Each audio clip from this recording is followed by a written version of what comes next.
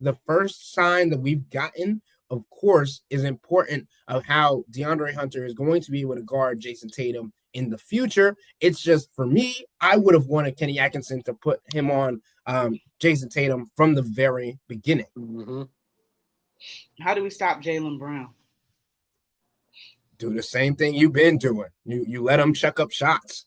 You allow him to think that nobody else can guard him. You put Dean Wade on him. You put Max Strus on him. I just think when you look at those guys and you understand that these are two all world players, like they are going to get theirs. But That's it, exactly. It's more so you got to figure out how you're going to stop Kristaps Porzingis, which you have Evan Mobley to do. But you also have to have Evan Mobley play to his strengths on the offensive end, because if Kristaps and Evan Mobley cancel each other out, basically, somebody else on the Cavs has got to step up offensively for them to be able to pull out wins against Boston in the playoffs. Mm-hmm. Yeah, I definitely agree. And one of the things, in that matchup is, Donovan Mitchell, how, you could see his leadership on the floor during that game while the Cavs were losing. And, that's important because, I think Boston knows that they have something mental over, the Cleveland Cavaliers. And, I don't know if the Cavaliers were paying attention, when Jason Tatum was talking his mess, but I think Boston knows that they're in the Cavs' head. But the Cleveland Cavaliers were able to show, and I hope, Boston, I hope Boston feels that, okay, we can beat y'all. We can beat y'all on your floor, because that first game of the season where they lost by 4 points, they were down by a point deficit as well, over 20 points, and they came back. So the Cavs have showed that they can come back. If they just had a little bit more time on the clock, they would have been okay. But, defensively, I just like that Donovan Mitchell led the charge, tried to calm the guys down, tried to tell them it's okay. And it was just the first quarter. It was like, it'd be different if that run that they had was in the fourth quarter, and completely put the Cavs away. But you still had a whole game, and I think that's one of the things that Donovan Mitchell, let this team know, hey, we can finish this out. Hey, we can win. So now Boston is mad, because Cleveland came in there and got a win. They didn't, their press conferences, I think, I don't know if Jason Tatum said something or it might have been, it was Jaylen Brown. And he was like, we don't have Porzingis and we don't have Drew Holiday. So, they already talking mess, and, everybody's like, I can't wait to see this Eastern Conference final between these two teams. The thing to me that's funny, and I kind of bring it. It's kind of similar to 2016 in a way to me. Obviously, they got a lot more time to calm down than the Warriors did, but I think, they would say that in 2016 the Warriors were in our head, down 3-1. We flipped it real quick and got in their head. I think that's what happened here. I think we're in their head now. Mm-hmm. Yeah. Yeah, and Golden State was just good. They were just good, so they had that. I mean, Boston is good as well, but I definitely, They ain't no like, Warriors, though. huh? They're not no Warriors. Yeah, I know. Exactly. So, I think Boston is good, but they're like a new good. The Warriors have been good for a long time where, just last year, Boston was able to get over the hump because other teams stood in their way. I mean, think about them being taken out by the eighth seed in order, eighth seed Miami to be able to get to the finals, things like that. So, Boston wasn't there mentally. They didn't have the mentality as winners. So we're going to go ahead right quick and take a quick break because Ethan, want to have you around for one more segment, but definitely want to get into yesterday's game as well before we start getting into some predictions and the rest of the NBA. So we're going to be right back. You're listening to Her in the Huddle on WOVU 95.9 FM. We'll be right back.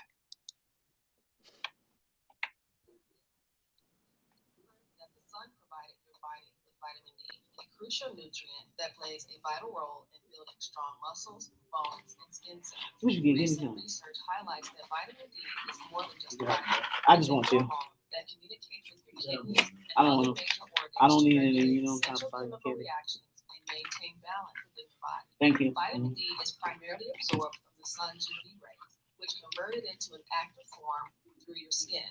However, if you have more melanin in your skin, you may need longer sun exposure to achieve adequate levels. Make it a priority to spend at least 40 minutes in sunlight. You really like it like that? Absorbing this vital hormone. This message was presented by the Village of Healing Center, the solution to life-saving healthcare for our community, and WOVU 95.9 FM. Our voices united. Mertonville Park Community Radio.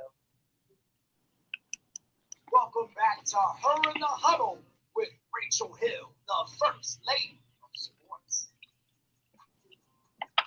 Welcome back to Her in the Huddle on WOVU 95.9 FM. Make sure you keep it locked here on your regular radio dial so you can listen to us at all the times and listen to our great shows. Keep in mind, you can download the WOVU app so you can listen to us on the go. And then you can also listen to us online at WOVU.org. So I got Tommy Shire with me, guest co-hosting today, and we have Ethan Sands from Cleveland.com. And like I said, front page features on the Plain Dealer, because Cleveland.com and Plain Dealer are kind of separate, right? No, they're the same entity. We're the same thing. Yeah, yes, all it's together. the same thing, but it's like a little different, right? Well, one's a website, one's a newspaper. Okay. So that's what it is. That's what it is. So you do the web, but also you're so good that your stuff appears on the front page as well.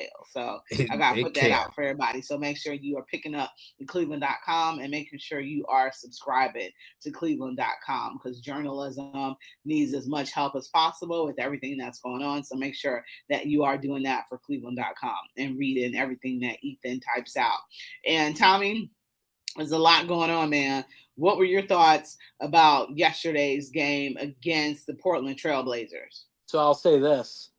I wasn't stunned at how it started and how it went yesterday, because, that happens sometimes. You get a big win, you got a team that's, not very good rolling in. This happens in every sport, you know what I mean? Like trap game type thing. But I will tell you, that's how they are different than they were under JB Bickerstaff. They lose that game last year. They do not come back and win that game. I think JB's a great coach. I really do. But there was just something missing here that Kenny Atkinson has brought in. And, JB's brought it to his new place, and they're doing great, so good for him. But last year, I think they lose that game because there's something different about them where, they're not going to give up no matter what. It wasn't a trap game after the second half started, so. Mm-hmm. Yeah, it definitely kind of was. Ethan, I see you chomping at the bit. What were you about to say? Well, there's a couple things. Jay Bickerstaff just won Eastern Conference Coach of the Month. So you want to give props to him and the Detroit Pistons. I mean, I would argue that the Cavs were 10-1 in the over the last month, and the Detroit Pistons were 9-3. So Kenny Atkinson had his own right to be Coach of the Month for the third time, but give it to JB. He's been doing great stuff. He has helped them win more games this season and last year than they have had one in a very long time. Yeah, so he's a good coach. There's no denying it for sure. Right. And we know, as staying in tune with the Cleveland Cavaliers, that he helped raise the bar from the ashes of what was their rebuild to what was a playoff team, an Eastern Conference semifinals team. But all that being said, I do agree with you. I do not think that the Cavs win that game last year. I think they kind of come in with the same kind of energy that they had in the first half that they did in the second half. But instead, it was funny because I was laughing because I talked to Kenny Atkinson before the game, and I literally asked him, I was like, all right, so like, you just came off an emotional win in Boston. Is there a speech? Is there a message that you have for this team going against Portland? Because Portland was on a win streak coming in. Portland had nothing to lose. They're at the bottom of the standings. Like, what do you have to say to this team? He said, nothing. We don't need to do that for this team. And then after the game, I asked him basically the same question. He said, you know what? You're right. I probably should have gave them a speech because they came out flat in the first half. And they needed a little bit of an extra oomph in that second half to come out and win the game. And I mean, we saw a team that didn't reach 30 points in either of the first two quarters, and then it came out and had 30 points in both the second quarters, and then in overtime, it was an interesting little thing. But the 37 points in the third quarter is what shifted the game for the Cleveland Cavaliers. They are a three-point shooting team, and I don't want to say they live and die by it, but they had 5 3-pointers made in the first two quarters. They had 7 in the third quarter alone. That shift allowed them to get back into their own little flow offensively, and it helped them get back into the win column, getting their 50th win. And I want to also point out this stat before I let you go, Rachel. The Cavs overcame an 18-point deficit against the Portland Trailblazers and a 22-point deficit at Boston on Friday. This is the first time the Cavs have won back-to-back games after trailing by 18 or more points since 1997-1998. Mm-hmm. Yeah, what is up with these slow starts? Why are they getting off to these slow starts? What is going on?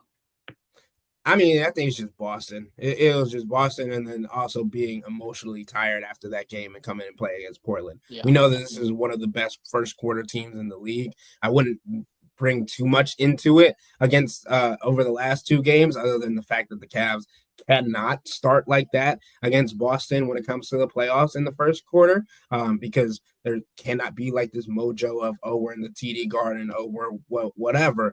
Like, they won a game in the Eastern Conference semifinals last year in Boston. That's what made it be going to 5 games, because they lost twice when they came back to Cleveland. So I think it's important to note that they are capable and they have the knowledge of how to win in Boston. They have the best home record in the league. So it doesn't really make a whole lot of sense why this team couldn't beat Boston and why this team can't start well against that team as well.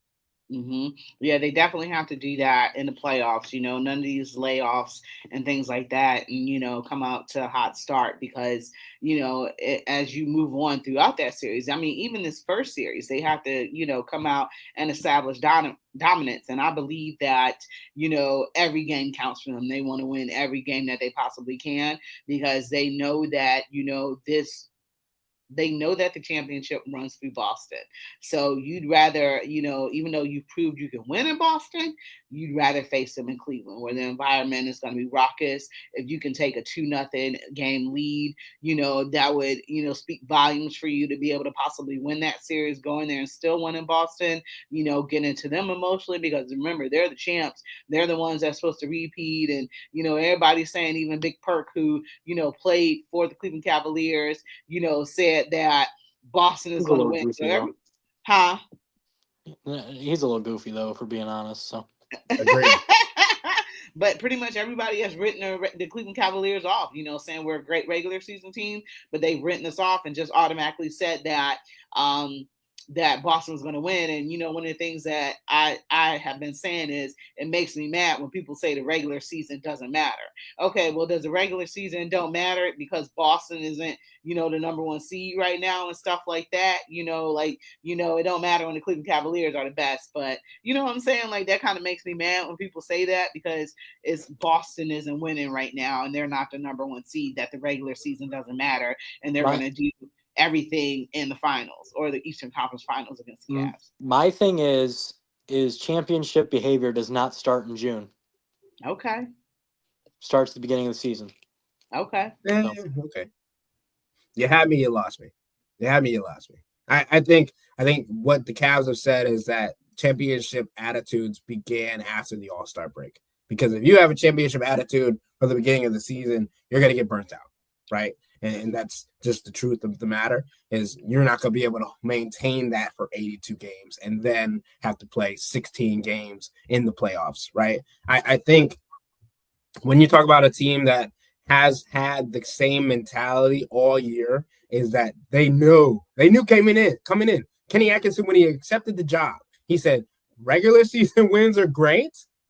Playoffs is where it matters. And Rachel, I understand not being happy about people saying that the Cavs winning regular season games doesn't really mean nothing, but like, it's not entirely false, because if they don't have the success in the playoffs, then we have to retell this story again next year. What I mean is champion. When I say that, I mean it's how you practice, how you go about things, not necessarily how you play every game, but how you go about things. I don't just mean, because if you wanna, show up a little late, stuff like that. That's not what a champion does. I'm talking about getting there early, putting your reps in. Okay, then I think you're absolutely right. Then if that's what you meant, that's perfect. Yep. Yeah, really quick before we take this second break and before we let you go, Ethan, you were saying that you have some other teams you think could possibly win the NBA title besides the Cleveland Cavaliers. I'm going for broke, y'all. I'm saying the Cleveland Cavaliers will be NBA champions come June. So we got a little while for that to happen, but I'm pretty good for predictions and things like that. So Ethan, you were talking about the Los Angeles Lakers could, what am I looking for? Challenge the Oklahoma City Thunder for the Western Conference. I don't know if I'm seeing, Oklahoma City making it to the Western Conference. I mean, they've improved this year. I don't know. I feel like one of these older Western Conference teams might be able to knock them out, like Denver or something like that. Because actually, I'm not going to lie, I was rooting for Oklahoma City last year, and them losing to Dallas. I was like, what in the world, just happened? So can they mentally get there over some old teams like a Denver facing Jokic and things like that? Can they get there, though, to even be thought of winning an NBA title? I think it's definitely an interesting question because the Western Conference is just so strong. Like you have a potential first round matchup against the Golden State Warriors and Stephen Curry, and we all know that you don't count Stephen Curry out of first round matchups. You don't count Stephen Curry out, period, pretty much, right? And you mentioned the Denver Nuggets and Nikola Jokic, Michael Porter Jr., Aaron Gordon. Obviously, they lost KCP, but they're still a good team. And you look at the Los Angeles Lakers, and you mentioned that Dallas series last year for the SGA and the OKC against Dallas, but that's why when they had Luka Doncic, right? And now they have Anthony Davis, Kyrie Irving, Klay Thompson, and all these different players that can make a splash. I think it's a tough road, but of all the success that we've seen in the Western Conference, it's hard for me to say that OKC is not going to make it to the Western Conference, but I definitely see it as a tough path for them getting there. I think them not having a true second ball handler is the biggest issue. And then the second biggest issue is Chet Holmgren's health because he just got injured again. And I don't know if I think he's of the OKC Thunder are better with him on the floor and having him next to Isaiah Hartenstein, or if they're better with him off the floor, or if they're better with him on the floor and him running the five with Isaiah Hartenstein on the bench. These are all a whole lot of questions that I don't have answers to when it comes to OKC because they haven't had Chet Holmgren on the floor for a majority of the season. Yeah, and then also, with Golden State, the addition of Jimmy Butler, they have been almost undefeated since they added Jimmy Butler, but he was hurt the other night and didn't play, and they lost. So, Jimmy Butler hasn't won the championship, but, he knows what it takes to get to one. And then you're also with Steph, who has 4 titles, and the Golden State Warriors and Draymond and stuff like that. So that definitely could be a very interesting matchup. So, Ethan, I think I appreciate what you've contributed to the show today. I'm going to go ahead and let you go. We're going to go ahead and take our second break, and y'all better not have gotten me sick. But I feel good. So, so thank you so much for coming on. All right, Ethan, we appreciate you, and we look forward to having you on possibly maybe during playoffs again. For sure. All right. I appreciate y'all having me on. I can't wait to talk to you guys again. All right. Thank you so much, Ethan. You're listening to Her in the Huddle on WOVU 95.9 FM. We're going to be right back. This is Trey Mosley, news director for WOVU. See y'all. Thank you. Our Voices United, a Burton Bell Carr community radio station. We thrive 24 hours a day, 7 days a week, to bring you important information from the city of Cleveland. Here is a special word from our friends at the Marshall Project. Hi there, I'm Mark Puente, an investigative reporter at Cleveland for MarshallProject.org. I reported on local topics like the Cuyahoga County corruption probe, Bradnall's thickening of black Cleveland drivers, and the lack of reentry support for people leaving the county jail. For 20 years, I've held those in power accountable. Before becoming a journalist, I drove a truck for 15 years, and when I'm not chasing stories, I'm often smoking meats or making tacos in my family's food truck. If you have story ideas or questions, please contact me at cleveland@themarshallproject.org.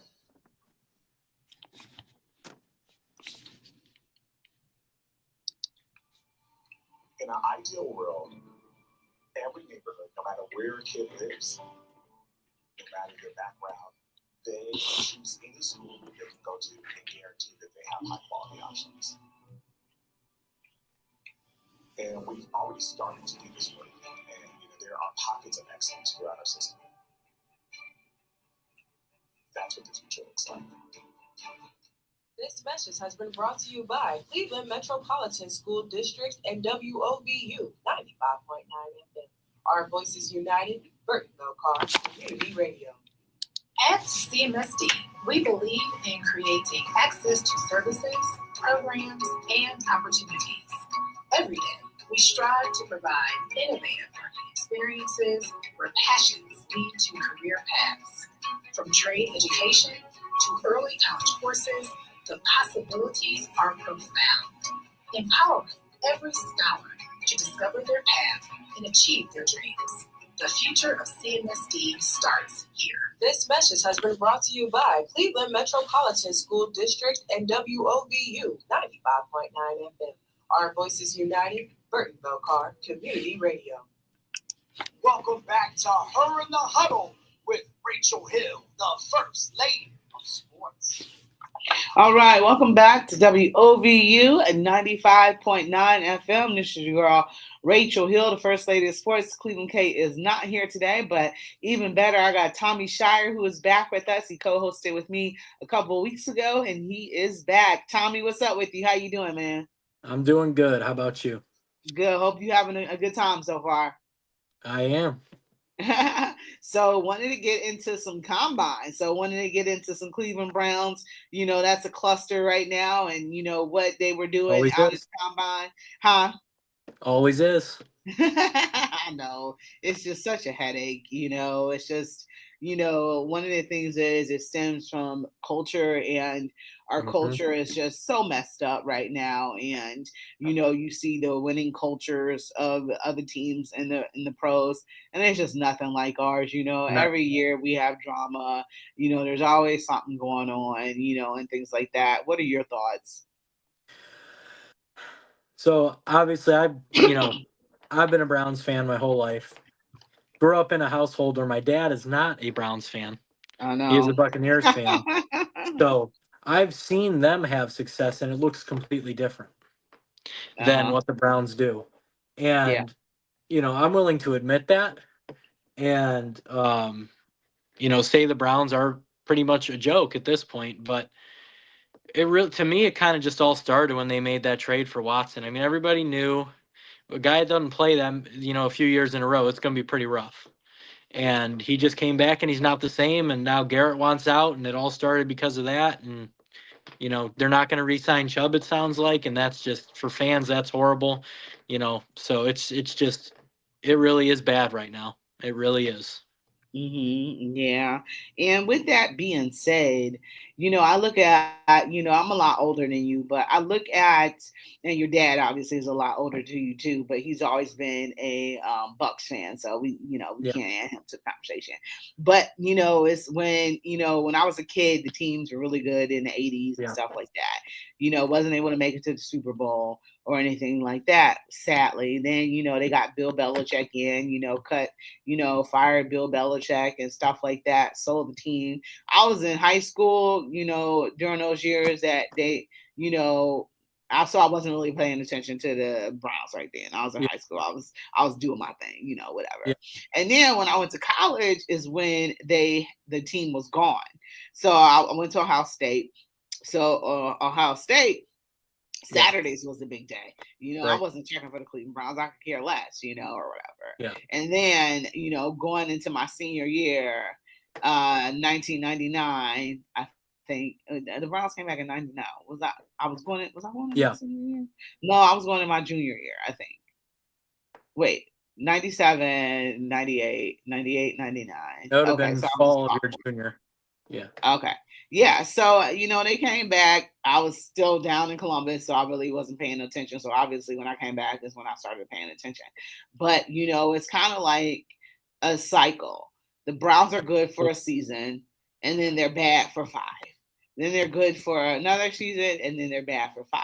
So, if you look at it, they were good for COVID and then bad for, until 2024, so that's almost 5 years. So in between, I can't think of how many culture issues you had, but the killing of our culture more than anything was bringing Deshaun Watson in. And everything just has exploded from then on out.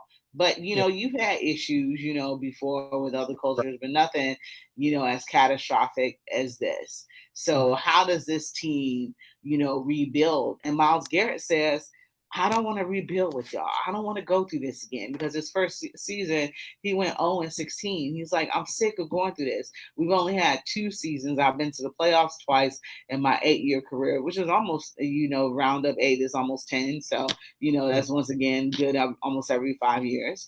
And going through this season, with high expectations, Super Bowl expectations. You go into the playoffs last year and get whooped. I think it was 42-10. So you got really beat really badly. But you were hopeful going into this season. When you went into that playoff without a quarterback, you went in there with Joe Flacco. PJ, what was PJ's last name? He had a win against San Francisco, Walker. who had been, PJ Walker, against the San Francisco 49ers. Yeah. You know what I'm saying? Which is just crazy, the wins that they were able to get with quarterbacks who have never started anywhere else ever in their career. To me, what hurt them the most on offense this year, well, not the most, I'd say second most. The thing that hurt them the most was Watson. The thing that hurt them second most was losing Callahan as the offensive line coach. Yeah. The offensive line was atrocious, if we're being honest. Guys who looked great for years. Terrible. And I don't know if it was they were running a different scheme, which it kind of sounded like they might have been, and the offensive lineman also may not have agreed with it in some post-season interviews from what I saw. But, they need to get back to whatever they were doing with that offensive line before, because it worked. And whatever they did this year, it did not work. And it was And Bill Callahan, like you said, and that's one of it might be that simple. And that was one of the things that I questioned all year too.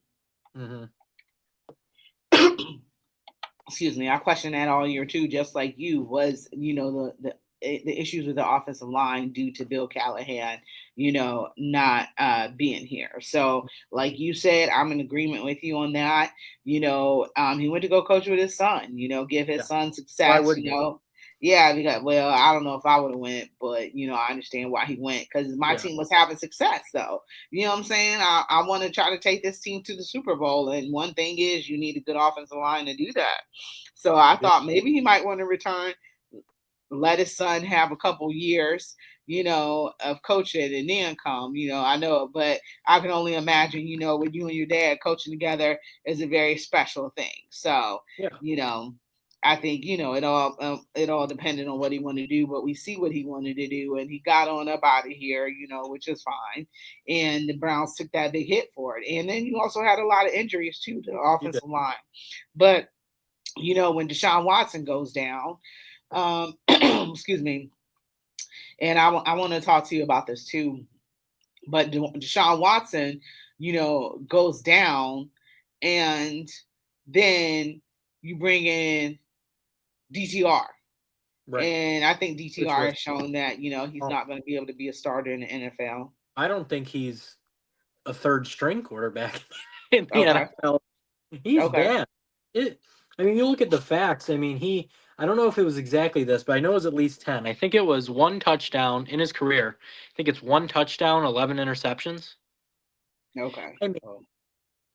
Wow, that is that is pathetic. Deshaun Kaiser looks like Peyton Manning compared to that. You know what I'm saying? That's how bad that is. Deshaun Kaiser looked like a all-pro compared to how bad DTR looked. He's a great guy too, which is what hurt. You could tell he's a nice guy, which is what hurts to say that. But facts are facts. If you're a professional player, you got to be able to take the heat. He is not good. He is not. So. And then once DTR showed that he wasn't who you wanted him to be, then you had to put in Jameis Winston. And the thing is, who and what Jameis Winston was. You knew what he was already, yeah. When you signed him. And go ahead, Tommy. I'm sorry. The thing about Jameis Winston that I love the guy, right? But he frustrates me because he talks about, I need to do this to get better. Buddy, this was your 10th season in the NFL. You should have this figured out by now. You are not a starter in the NFL if you're just going to throw interception after. I don't care if you throw 5 touchdowns. If you also threw 6 interceptions in the game, and 2 of them were pick sixes, probably not going to go well. So, Yeah. Then he but prayed to Jesus that he stopped them exactly. interceptions. Which he's funny. He's funny. You can't, but the Browns need to. I'm very much in my latest mock draft on my on my dad's site, the Lake County Sentinel. It is I have them picking Abdul Carter, but I'm moving away from that because the reason I had that happening is because I thought they might have been able to get Dart at 33. I don't think Dart is going to last that long now after his combine. So I think the Browns need to either trade back and get him a little bit, in a different part of the first round, or they need to pick, if Cam Ward's available too, they can go ahead and pick him. So you're good with Cam Ward? I'm all right with it. I'm all right with Shadur Sanders too because I think Yeah. they just need a quarterback. Mhm. I think Sanders is more NFL ready right now. I think he could come in and be an average quarterback at the start and possibly get to be above average. But I think Cam Ward may struggle at first because of the kind of quarterback he is. The way he just likes to throw it downfield, similar to Winston, right? But with Ward, he has a much higher ceiling than I would say Sanders does. Really? So I think he has a higher ceiling, but I think floor, he also has a much lower floor than Sanders has. So Sanders' room is a lot smaller. His floor is lower. His floor is here, and his ceiling's not as high as you know what I mean. So the room is smaller there. But I think they need to, because if they're not going to get Chubb back, they need to get a running back in the second round at this point. Mhm. Because if you can get Henderson, Judkins in those rounds in that early second round, if they last that long, I was about to ask you. You you think are they'll going. still be there? You're going to be jumping for joy if you can get one of those guys. And if you can't get one of them, because obviously Genti's going to be gone, right? Mhm. But if you can't get one of them, and then you feel like you could wait a few rounds, I wouldn't mind getting Scattaboo. He Now had a where's heck of Scatterby from? he had a Arizona State. Okay. Yeah, he had a great combine. He had a great season this year, running guys over all that, and carrying Arizona State really. But to me, he was not going to be more than a fourth, fifth round pick. But with that combine, he graded he graded the sixth highest player at the combine. Mm. They graded him as an 88, which is considered good. 90 is where you're elite. He was 88, so he's almost at that. He was actually graded higher than both Henderson and Junkins. So he definitely helped himself. I'll say that. But yeah. Now let me ask you this. I got a quick Yeah. question. I'm sorry, I'm going to cut you No, off, you're but good. Yeah, no, I you're forgot good. the other question I was going to ask. But this question, before I forget it, did that guy run? I know he was promising that he was going to break the combine record. Oh, he did not. Okay. Not even close. I believe he was a 4.39. He was almost 0.2 seconds off what he said he was going to run. Oh, wow. And to me, that's embarrassing. Yeah, you can't talk mess like that. You can't. That's the thing, and that's he's guy's probably what, a year or two younger than me only, but I coach high school baseball, and we've been doing some stuff with the middle school guys to start the season here, just helping them out, right? And man, I don't know what it is, but even since I graduated high school, these kids just talk more. Like they don't even back it up, and they're talking, and then they're like, "Oh, well, I didn't do it, but whatever. I'm still going to talk." Like to me, man, people need to stop talking before they show what they're about. Yeah, attention. It's all about attention, and that's what he got. He got a lot of attention because he made me ask about him. Excuse me. But you didn't remember his name, so you didn't get that much. I know, right? I'm like, I completely forgot the kid's name. Plus, I'm getting older too, so I gotta be. He didn't grade that names. well. He didn't grade that well, I don't think. What was his name? I can't remember what his name is now. Even what the heck it is? He didn't do well. Was it? No, it wasn't Tej Johnson. He didn't do well though.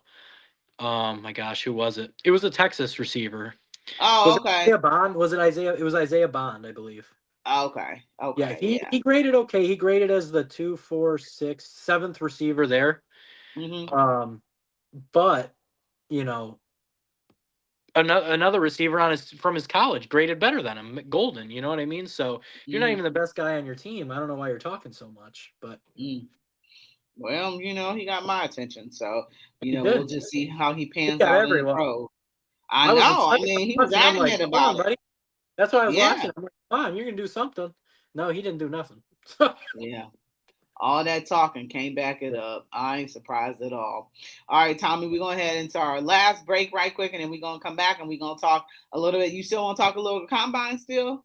Or you want to Whatever go you want to Guardians? do, I got it all in the back of my head. Baseball, football, all that. So All right, we'll be right back. You're listening to Her and the Huddle on WOVU 95.9 FM. We'll be right back.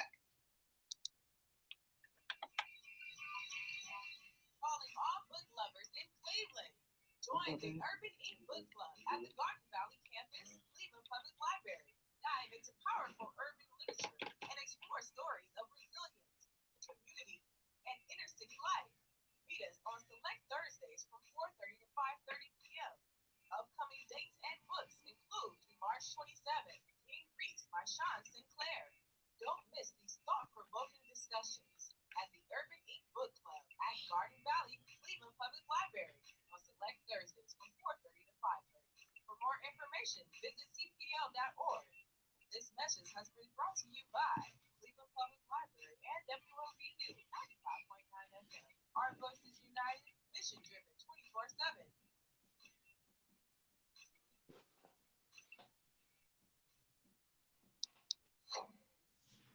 This message is sponsored by the Cleveland Office of Minority Health and WOVU 95.9 FM. The social determinants of health are factors such as education level, healthcare access, and economic stability that may adversely impact your health. While these factors may not be understood by you, some institutions and people understand them clearly and may use them to discriminate against you. The Cleveland Office of Minority Health can help you understand these factors and how they may adversely impact your health. Call us today at 216-664-4925 or online at clevelandhealth.org. We are here to help. Welcome back to Her in the Huddle with Rachel Hill, the First Lady of Sports. All right, this is Rachel Hill, and welcome back to Her in the Huddle on WOVU 95.9 FM. I'm guest co-hosting with Mr. Tommy Shire. He forgot to say Lake County Sentinel, so I'm glad you did mention that. You do work with the Lake County Sentinel, and also you are a baseball coach. Tell us who you coach with as well. Painesville Harvey, Red Raiders. I'm a third year as a varsity assistant over there. It's gonna we're finally we're seeing that growth this year, and I think people are gonna be surprised when they play us this year. Okay, good. So, what was your record last year? Last year we were 6-18. Okay. Rough year, but it wasn't surprise. We lost a lot of our seniors who were really good from the year before. So, two of them, one of them went to college. The other easily could have played in college, but he didn't. Two of them went to college, I should say, and a third could have. But baseball scholarships. Yes. Oh, okay, awesome. Yeah, both went to good colleges too, good baseball schools, I should say. But it was a growth year, and this year we have our juniors. We have a few juniors who've been on varsity since they were freshmen. They're coming up, and they're gonna be real good this year. Our junior class is gonna be real good this year, and definitely some of our seniors. I've seen some amazing growth. So okay. Yeah. All right. Well wishes for you guys. I don't believe in luck, but well wishes for you guys. With this upcoming season, go Harvey Red Raiders, right? Yep. Painesville Harvey, yeah. Do you know Ryan Gilkerson, Sugarburger? He does I think the basketball announcing. You ever go to basketball games? I don't know the announcer, but I've gone to a game or two, but I don't know him personally. No. Oh, okay. Because he reps Painesville Harvey big time. So yeah, I was just wondering because the world is kind of small. It is small. I don't get to go to as many games as I'd like to, but yeah. Yeah, you're out doing things, so people don't realize that outside of the coaching season, you're doing a whole bunch of things outside of the season to get your team ready. Yeah. So, we do a lot of working out, so. Yep. So there's a lot that you do to get your team ready. So let's talk about these Cleveland Guardians right now. I'm being honest, I haven't really been watching spring break games. I've been listening to them on the radio, and I'm trying to figure out how I'm going to be able to watch the regular season with this MLB Yeah. thing going on. So I'm trying to figure it out. I live down the street from the casino, so I said I might be going to the casino to watch a lot of games. Usually Yeah. I'm at the home games, but I got to try to figure this situation out because I'm just like, this I'll is tell you. insane. I'll tell you something too. Is I think it's It's $100 only. I think the thing for the whole season, but which is a good deal if you think about every Yeah. game, right? But what I will say is the spring training. Everybody wants to take into account a little bit too much of it. Yeah. Like, And I don't. certain guys aren't hitting as well as they'd like them to. But if you really look at it, the guys that are starting aren't playing that much. So, like, Stephen Kwan's hitting 429, right? And then Rocchio's hitting 500. Freeman's hitting 400. Manzardo's 308. Like, Noel's hitting 300. Like, and Santana is too. Like, these guys just don't play a lot. So, yeah, you're going to see a lot of losses because they're playing a bunch of guys who are going to be at double A. And it seems like the teams they're playing are still playing a lot of major league guys, right? So, Mm-hmm. but I will say the pitching has struggled. That's a little alarming, but they'll be fine. And,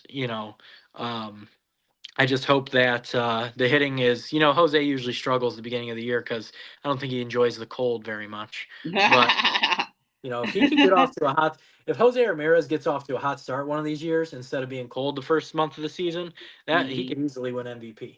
Mm-hmm. So, Yeah, that's definitely true. I, My concern is Tristan McKenzie. You can tell me your thoughts about he, Tristan because I so believe that he should have got Tommy Johns and he didn't. No, he So didn't.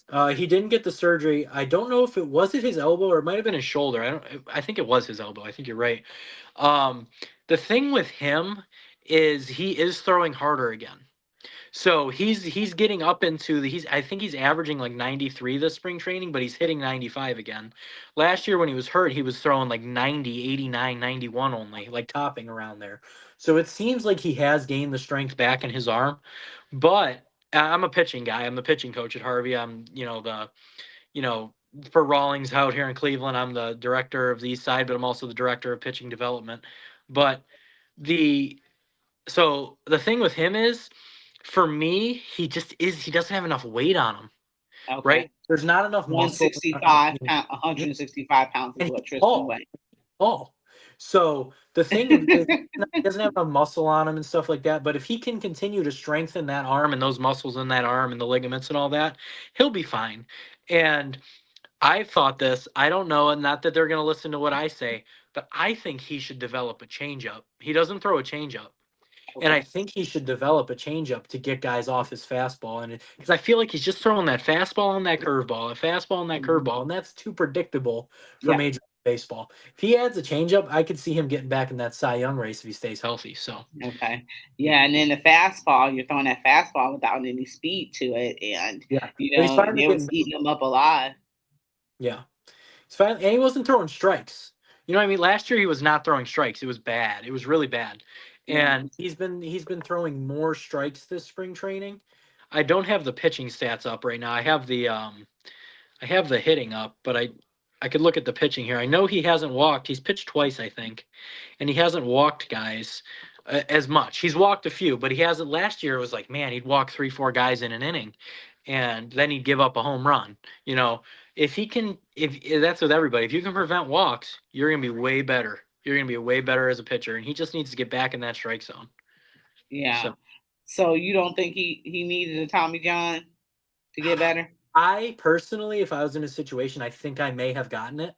Yeah. But like we all say, we know our bodies better than anybody else. So if he felt he didn't need it and he could rehab, good for him. I guess he did it because he's throwing harder again. So let's hope he stays healthy this time. Yeah, because I felt like him and Shane should have got it at that season where we weren't going to win anything and stuff like that, and they could have came back, for last season and possibly been the X factors, getting us past the Yankees and stuff like that. But they didn't. But that's in the past, so I can't necessarily be mad at it. But I was mad at the time. But like you said, it's their bodies. Nobody can tell them what to do with it. No matter how much I want the Guardians to advance, I can't be telling people, well, you need to have this surgery and all that other stuff because of my selfish needs and wants. You know what I'm saying? That's what I was, because when they sent him down, right? They sent him down for confidence. But when they sent him down, I was like, okay, you're not going to be in the big leagues again this year if they're sending you down right now. So you should get that surgery and come back halfway through next year. He didn't do it, and hopefully he comes back to be as good as he can be because he's got ace potential. Yeah. So he's And I got Cy think he's Young potential. critical. What'd you say? He got what? He has Cy Young potential. Yeah. And I think he's critical to this pitching squad too. Yeah. And critical to the younger players. Well, he's still young himself, He is but still pretty young. 27, I think, or 26. I thought he was younger than that. No, I think he's 26, 27. Yeah. I mean, it's still young. I mean, Major League Baseball, I mean, you get called up when you're 24 half the time. So, Yeah. you know. Yeah. Stephen Vogt, do you think that he can repeat as manager of the year again? I think no matter what, I mean, if they win 105 games, obviously he's going to win it again. But I feel like if they're just around the same thing, they're not going to give it to him again. They won't give it to him 2 years in a row because there will be somebody, there will be a team, maybe it's the A's that are a heck of a lot better than they were, and their manager will win it. You know what I mean? Even if he's not necessarily the best manager, he may win it instead of Vogt. And we definitely want to have you on during baseball season. Oh. We got about a minute left. What are your predictions? Your regular season prediction before we get out of here today. Where are you thinking that this team might fall at? I think everybody every year, national media tells us they're not going to be as good as they were, right? They tell us every year. And what are they every year? Wrong. So they're going to win the division again. They're probably going to win 92 to 94 games. And the Tigers and the Royals will be right there behind them, both making the playoffs. Okay. That's what I like to hear. And that's it. That's our time. So, Tommy of the Lake County Sentinel, I want to thank you so much for being here with us, especially at the last minute. You were awesome. Absolutely. And then you've been listening to Her in the Huddle on WOVU 95.9 FM. And we are out of here.